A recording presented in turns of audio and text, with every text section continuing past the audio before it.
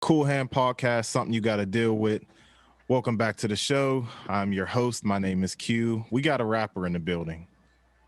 You know what? We got a rapper, and in true rapper fashion, this rapper was late, and I had to throw it out there. I was a good at least 30 minutes late. I'm like, look, my bad. I ran into some issues, but it's all good. I'm here now, here to rock. You know, these rappers and their egos, their entourages and all that stuff. You know, you got to fly the goons in and all that stuff. Exactly. So, Gotta have a party. Gotta have an entourage with me. yeah, so they're out in the waiting room, but we got King Quise in the building. That's the money, man. King Quise. How are you? I'm doing good, man. Glad to be here. I really appreciate it.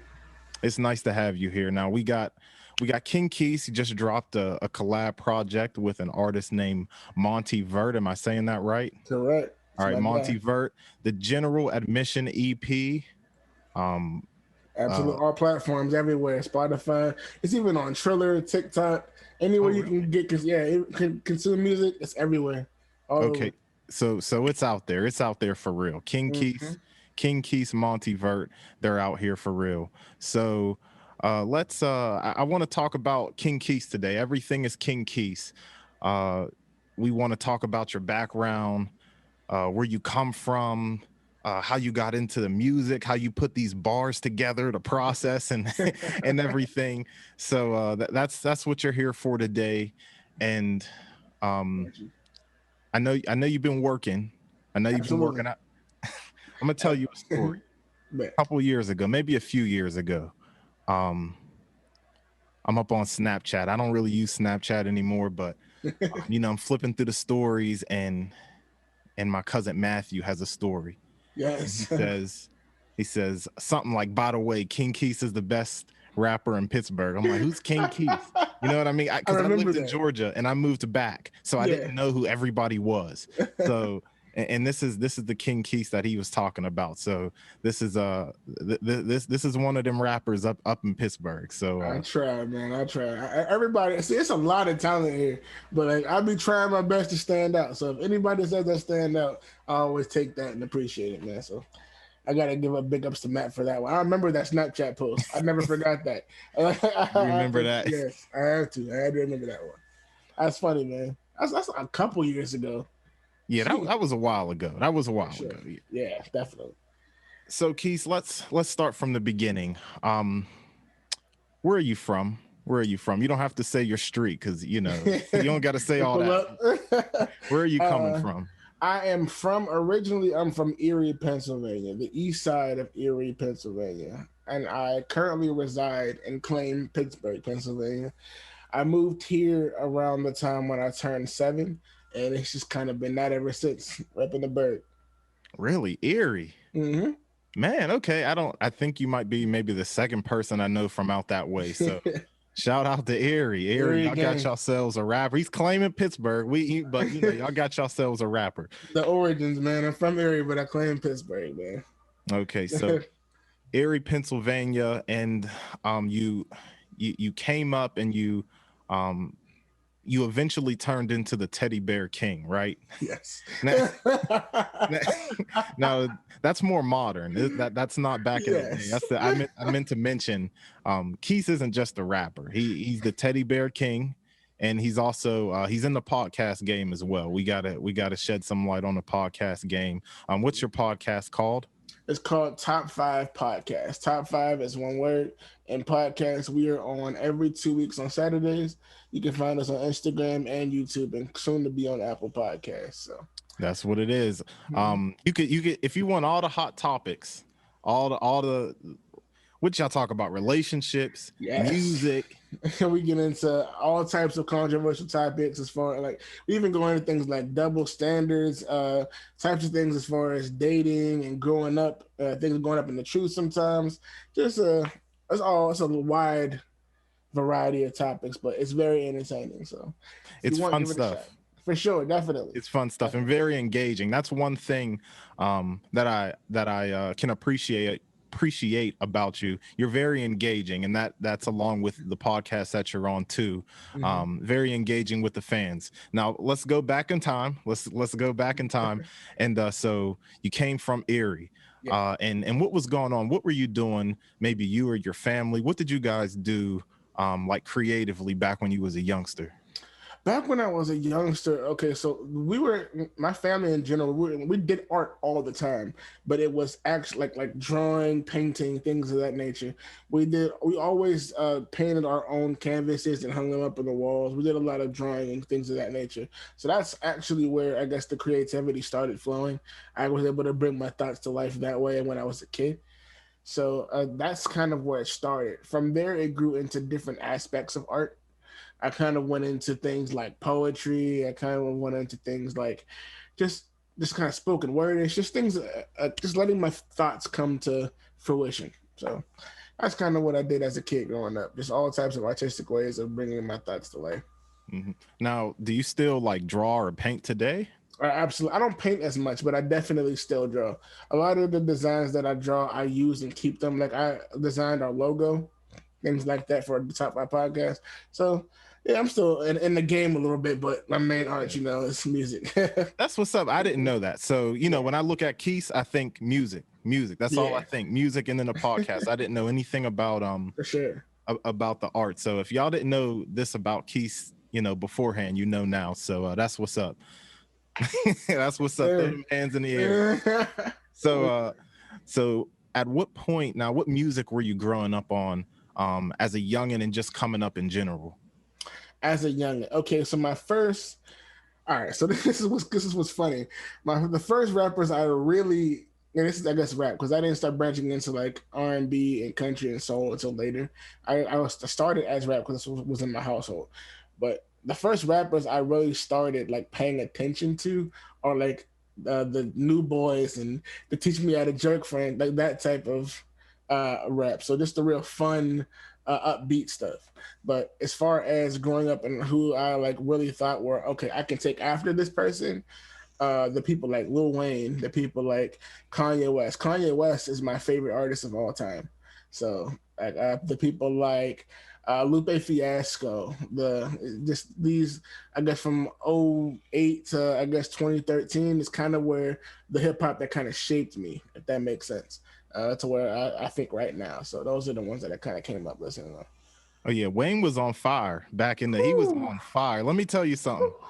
Now, when I lived in Georgia, I was a horrible student. Now, eighth grade, going into ninth grade. In order for me to actually enter ninth grade, I had to go to summer school. I For had to go real? to summer school. So we went to this whack summer school, and they tried to do like this introductory thing, get to know all the students. Mm-hmm. And they said, what's your favorite musician? Everybody said Wayne. I said Cassidy. First of all, I love Cass. He's fire. But And then I absolutely. wanted to be different. I'm like, I'm not saying Wayne. And Wayne and Wayne was probably my favorite rapper at the time, but I didn't want to be You like just didn't want to everybody do else. it. I said Cassidy. But Wayne was really on fire. And as a side note, Kanye's my favorite artist. Not my favorite Yes. rapper, but one of my favorite artists 1,000% artist of for sure. of all time. So Absolutely. yeah, you were so I can see shaped by Wayne, Mm-hmm. New Boys with the Jerk. It was hot at the time. Real fun music. Yeah, I just Yeah, love that vibe. and I think that translates into your music today. That real fun Mm-hmm. music. So I think you make that apparent in your music today. Thank you. So at what point did you actually start rapping? Okay, so my first. Do you want to? I guess because it's different. The first like rap I wrote, or the first time I really made a song, because they're different times. Well, let's go back to the first rap. The first couple bars. Whenever you just wanted to do it or tried to do it. Man, I forgot the bars because it was so horrendous. But the first time I started writing was seventh grade, and it was after Lupe Fiasco came out with the mixtape Empire State of what is it? Enemy of the State, and it was him as a classic mixtape rapping on a bunch of everybody else's beats, and I was like, oh, this is kind of hard. Let me try this. So the first thing I wrote to was Lil Wayne Fireman. Fireman, fire. So I wrote I wrote some bars that was so whack. But in seventh grade, that's the first thing I wrote to. Those are the first bars I wrote to Lil Wayne Fireman. And yeah, that's when it started. After there, I took those bars, and you know how like in high school or middle school, you got some rhymes, people want to hear it, so they crowd around in a little circle. And if your bars are hot, they're all hyping it up. And then like, do that again, do that again. Yeah. So like after I got that whole amp that I got, it just blew my head sky high. Like I have to do this again. I gotta feel that same thing again. So from there, it just kind of started from right there. I was writing every other day. So. Oh wow. So you talked about Kanye. So you already started rapping. Now when it came to your inspiration for actually writing these bars, who was your biggest inspiration? For bars, my biggest inspiration. Okay, I want to honestly say Kendrick Lamar was my biggest inspiration for bars, because I didn't really start getting a value or start putting intricacy into my lyrics until I started paying attention to him. And I'll say that was somewhere around 2011, 2012. It was around when he dropped Rigor Mortis. I was like, this is real, like, the alliteration's crazy. There's bars inside the book. Like, I should probably do some of this. So, like, he's the reason why I started going more intricate. Kanye West, his influence on me comes with I guess, I'm kind of versatile in things that I like to do. I can do different lanes. So I think his influence comes with, it has inspired me to be able to do different things. I've been able to do the sing. I've been able to do the melodic hip hop type thing. I've been able to, I pay attention to the instruments in my beats, the synthesizers, the different vibes, the melodies that it gets. So his inspiration to me is just being able to create music in different lanes. I think he has been one of, if not the best artist to be able to try different lanes, and they all hit, and they all change music in different subgenres time and time again.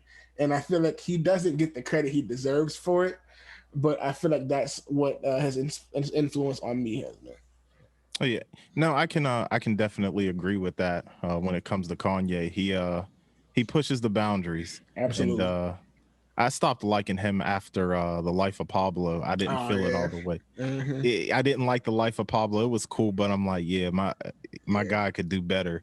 But absolutely. You know what? And I didn't want to disrespect you either. I don't want to disrespect you by just calling you a rapper. Now, if you do other things, especially if you got Kanye as an influence, he do the rap in the trap track, triple double, no assist. Exactly. So do you do anything else other than rapping when it comes to music? Outside of that, I engineer a lot. I get into the sing. I mess with different sounds. So with Kanye West, he has a lot of different, I guess, weird sounds, so to speak. So I experiment with a lot of different weird sounds. So basically, outside of him and he was able to rap, sing, do the auto tune style, and engineer. Those four things I've been able to take from him and be able to work on into my own little way. So I do those things also. Okay, so some like the mixing and mastering and stuff like that, messing with the levels and things like that. That's difficult. I'll tell you that. I know it's another level, man, and I can understand what, like, his frustrations behind it. I watched an interview of him where he said he was working on the song "Can't Tell Me Nothing" for like 10 years. He's still to this day like mixing and changing things with the engineering on that song. And like when I make music today and I engineer it, it's like there's songs from 5 years ago that I made that would just never be released because I'm still trying to tweak and fix and engineer things that to get them to sound the way that I want it to sound. So it's like engineering is a huge game, man. It's so much that goes into it. But once you get it, and once it finally sounds how you want, there's no better feeling than that. So, but engineering, yeah, it's heavy in music for sure. I understand that. I know there's a lot of perfectionism when it comes to artists' music. They want to make everything just sound right, and yeah, I know you're not the first person I heard say they have music that just won't come out because it's facts. So let me ask you this: when it comes to your music, what's your goal for creating music? My goal, to be honest, I just want as many people as possible to be able to feel the good vibes, the good energy that I give off. I've always been a person that for me, I love being able to stimulate people or being able to get people to be able to feel good. So I just make real feel good music, stuff that's able to uplift the soul, something that's able to get you upbeat, get ready for the day, get hype. Like Hmm. that's the type of things that I'm into. So if I'm able to touch anybody with that, that's really my goal. So as many people as possible to be able to feel the energy that I'm trying to provide. That's all my goal is. I just want people to be able to get that vibe. That's it. Hmm. Okay, you want to catch a vibe, you want to feel good. We're going to listen to King Keith. Yes, Now, sir. now on the flip side, Right. because you have the feel good music. Now, Mm-hmm. King Keith is a person. I just want to make that clear. Facts. Now, he is the self-proclaimed teddy bear king. So, so you go up on his IG, and I love that name. I'm gonna keep saying it Yeah, about I it. love it, man. Somebody gave that to me. I was like, all right, Oh, this is I'm hard. I'm I'm running I'm with it. I'm gonna continue Yeah. to refer to you as the teddy bear Facts. king. Yes, sir. So he is the teddy bear king, but he's not just the teddy bear king. King Keith is a person. So um when it comes to those certain things, we all have, struggles in our lives. Mm-hmm. We go through this and that. We're in a pandemic. And so can we expect some of that that angry Keith or that sad Keith? Like I'm dead serious.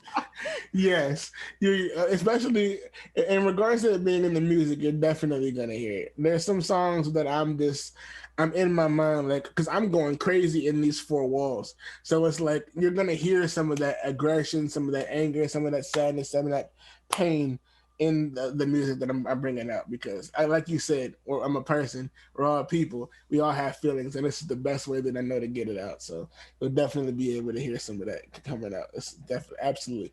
I'm trying to in the album that I'm trying to make it all feel good music, but there's some songs in it I want you to be able to feel real. So Hmm. the realness that I'm trying to portray, you're going to be able to feel in there. It's just I still want it to be able to you want it to hit you, but also still like understand that this is a person, but I still want you to feel good also. So I'm working on ways to get it to do both of those things at once. It's kind of hard, but we'll see how I execute it, I guess. But yeah, you'll hear it for sure.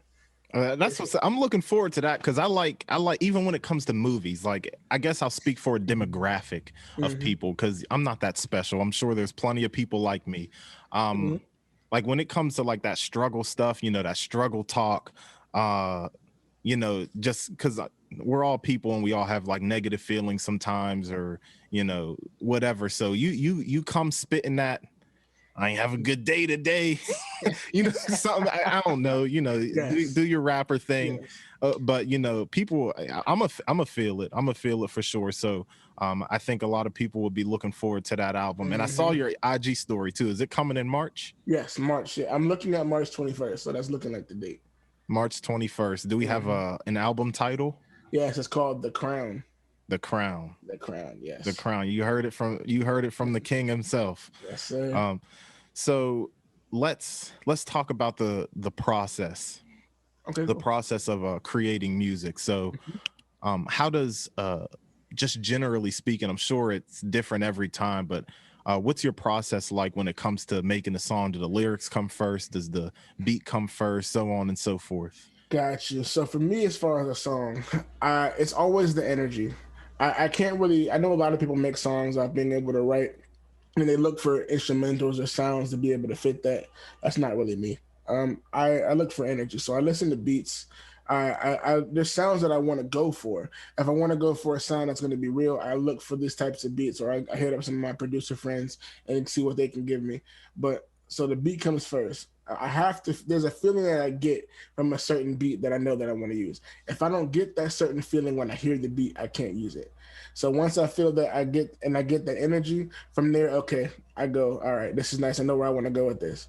So some lyrics, some bars that come and form into my mind a little bit to see how I'm gonna start it, and if I can get that start from there, the melody comes, and then I feel after I get the melody together, then I start filling the words in, and then once the words in comes the hook, and then after the hook comes, I decide, okay, do I want to take this and run with it for the entire song, or do I get a feature? And then if I figure out whichever I want to do with those, I listen to if I'm going to get a feature, I listen to that digest it, see if it fits, see if I think it goes with the vibe of the song, and if it does, okay, I take it. And then once it's done with there, I go back, master it, because everything after it's a mix needs to be mastered. And then once it's mastered, okay, I stick it on the track list. That's that's kind of the process. Hmm. Now, when it comes to features, what's that process like? I'm sure like there's plenty of people. I've listened to a good bit of your music, and you have a variety of features. So, when it comes to features, let's let me pull up an example. Let me Okay. pull up an example song that has a feature. All right. I was listening to this joint today. Okay. Cool. All right, now we're going to. I'm gonna plug this record in. This is from uh, Throne Room EP. Now that first song, "Shoot My Shot," Whew. shoot my shot. Yeah, Yes. shoot my shot. So that was featuring somebody named Justin Wyatt, and Yes. that I feel like that was a great feature. So when it comes to picking a feature, just trying to figure out who you want on the song, who would fit best. Now, how did something like that come about? It depends on the song and how it's gone about. I listen to the melody, I listen to my cadences, I listen to my flow and the energy of the beat. And based on those things, I go through, because I have a pretty decent list of people that I know are very talented, but they all have their own different individual sounds. So I kind of go through the list I have and think, whose sound can I think complements my verse and the lyrics and the hook the best? Once I figure that out, I kind of go through their music a little bit just to make sure that I'm hearing the same thing that I want to hear on my song, and then from there I kind of select who it is that I want to go with. Justin was a great pick for that song because I feel like he's very soulful but also very entertaining to hear, and that's kind of what I wanted to get off on that song. It's a song about shooting your shot. We all been there. It's from the heart, and Justin sings from the heart. So I feel like he was a great choice for that one. Okay, so uh, I want to talk about some of the challenges, some of the challenges and rewards, because ain't nothing easy. At The things all. that you may love making music, love rapping, but it's not easy. I know it's not easy. So Hmm. I want to ask you about the challenges. What challenges do you run into? Some hurdles, things like that. Hmm. Whenever you're creating. I actually just posted on my social media about this the other day. Like, my making music is starting to become a little bit stressful for things that are kind of out of my control. So the one of the things that's kind of being starting to become an issue is algorithms and algorithms pushing things. It's starting to look like with the algorithms in streaming, the algorithms on social media, when you push music on platforms, it's starting to change a little bit to where it's not pushing the music or pushing my promotion the way it's supposed to be, and it's kind of pushing everything else. Like if I post a poll or if I post an interactive follower thing on my social media, it'll get 700, 800 views or story views or interactions on it. And if I post a song or a snippet, it'll get maybe three. And it's like, I guess maybe the interaction on Instagram's algorithms and the algorithms on Spotify and Apple Music, like even on Spotify, some of my best music is some of the lowest streamed lowest streamed songs on my uh, entire discography. And it's like things like that on top of mixing frustrations really are like disheartening. Like when you get a vibe for something and you know how something wants to sound in your head and it just doesn't come out that way, and no matter how hard you try to fix it, it just does not come out how you thought it was going to come out. That's an extreme frustration.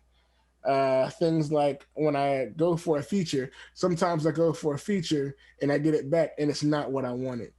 And then it's like just working with artists that I guess don't really get the vision sometimes. There's a lot of different frustrations as far as music. Like the only real reward that comes from it is the satisfaction of when something works. It's what you wanted, and when it actually worked, it's like there's nothing that feels better than that. Like this really came out how I wanted to, and people are loving it. There's really nothing more rewarding than that for me. I just love the fact that they're able to intake it. But those couple of 5 or 6 things I just named, they make it really hard sometimes to want to be able to continue doing music. I'm not gonna lie, but the reward is great, man. I will say the reward is fantastic. Just hearing somebody come to me that I don't know from a can of paint. It's like, yo, your music is fire, and I'm like, look, I didn't know you even heard my music before. Mm-hmm. Like there's nothing better than that for me. I love that. That's what's up. It's kind of like it's like the gift of giving, you know? Mm-hmm. Like, you know, it's something that you created, something that you love, and if it's received well by somebody else, you know, it makes you feel good that somebody takes the time out to listen to what you created, and it touches a nerve in their heart. So Mm-hmm. um, that's what's up. That's what's up. So it's like the reward is a lot greater than the Facts. struggles. It makes it all worth it, right? Mm-hmm. Now, is there anything that you would like to do creatively, even if it's like, you know, you drop the album, take a break for a couple months or whatever? Mm-hmm. Is there anything you'd like to learn or try when it comes to just like sharpening your craft?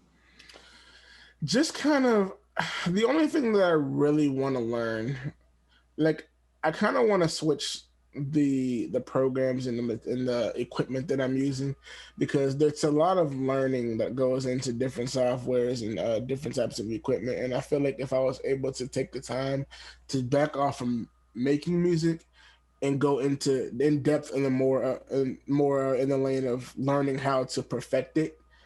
So if I was able to learn better mixing techniques, if I was able to learn better equipment for better clarity, if I was able to learn how to build better presets to be able to go into different songs different ways, like if I took time from making music and learn how to perfect it better, I feel like that's the one thing that I would like to do, get more into that side. Because if at the end of the day, if I was able to do this for others, I would love to be able to engineer and be able to mix for other people. Like that's a great goal for me. So I Mm-hmm. guess getting into perfecting music is probably what I would take time to do. Yeah, a Mm-hmm. good engineer can make or break a song. So, you Oh, know, for I sure, can understand that. Yeah. for sure.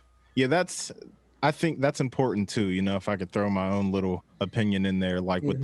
with this podcast stuff, you know, I talk about the podcast to my wife like all the time. Like, I got a Blue Yeti mic. That was the first thing I got, and now, like, you know, I have like several mics. I got all Yes. sorts of stuff, but you buy a bunch of stuff and you can use it to its very basic Mm-hmm. what it's used for. But there's a whole lot of features with just the podcast equipment, with my equipment, with cameras, with software. So, you know, you take all that and put it into the musical aspect. Like, you know, I've edited some of the podcasts in Ableton, and Wow.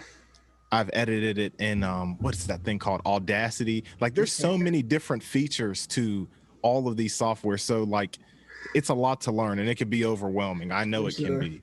We got similar beginnings, man. My first real recording was on a Blue Yeti mic in Audacity. Like, it's starting from it's cool for wanting to begin, but when you delve into it deeper, the more you can get from just learning how to do more and get better equipment is like this. It's really night and day, to be honest. Like, Yeah, but you know what? It's when you look back on it, like, it's like, okay, I'm touching this many people with my music, and it all started from a Blue Yeti. You know, facts. it's like, you know, I was, you know, starting off on Ableton. I didn't seen your mic and your focus right. I Yes, see, sir. like, I peep game. Like, I see you got the audio interface. Like, you know, it's just Next like to it. this. That's the joint. Yeah, the Audio Technica 2020. This is what I use right now. So So you keep leveling up. yes, sir. You keep expanding, and that's the cool part of it, like, you know, just to see where you came from, and Mm-hmm. and where you're at now. So what's King Quise favorite song of his, that if anybody wanted to check out King Quise, what song should they check out to be sold on his music? Oh man, I never thought about that. That's a tough Wow. one. You The, can give us a few if you want. the favorite song. Okay, so if I want an artist to check me out that never heard me before, I would. I would probably give three, and they're all, I guess, different sounds. The first one I would give is "Shoot Your Shot." the one that we were just talking about with Justin White.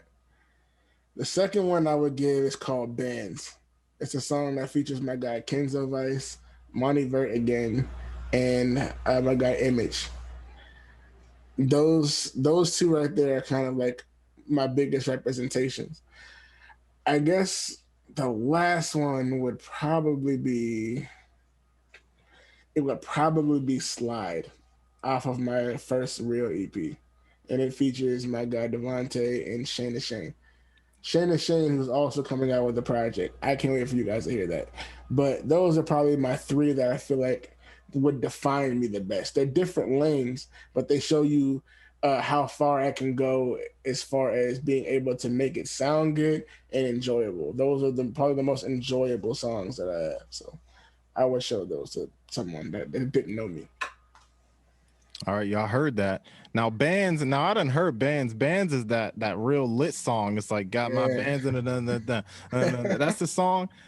We needed a second King Keith verse on that one. I ain't going. Yeah, I wanted you to keep going. I'm not going to flex. I'm not. I'm like, yo, You're not the first person that told me that. Yeah, you were snapping on that, and that's no disrespect to any of the features. No, I'm like, yeah, because everybody was cool. But I'm like, we need it. You know how they wanted Lil Durk to be on Laugh Now Cry. They wanted his verse to be a little longer. So see, man, on that one originally, that's the first time I really felt that feeling from a beat. I was like, okay, no, this is going somewhere. So I was like, I wanted to kind of share that light because I knew that this was going to be something. I wanted to have all of my friends that I knew that rap, but also were lit. I feel like this could be like I don't know if you ever heard House Party by Meek Mill on the G-Justice 2, the remix with Mac Miller and Wale. I wanted it to be one of those. So that's kind of was the vision for this. And I was like, if this could turn out right, this could really be something. And I feel like it was fire, but people have told me that they have wanted to hear more of me on it. I didn't think I was saying anything. What I say?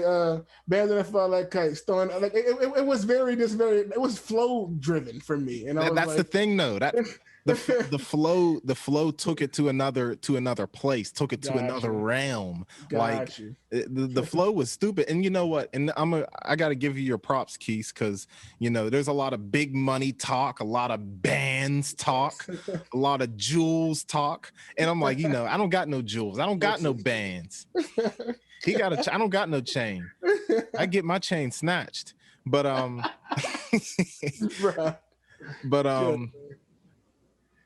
when it comes to, I know when I say the science, Cassidy be talking about the science. Yes. When it comes to the science of rapping, like how you can piece words together, you can put them bars together, y'all. Keith puts them bars together, and I give props. Yeah, I'm gonna give my props. So that's the one thing I can appreciate about your rapping capability. I can't talk today, y'all.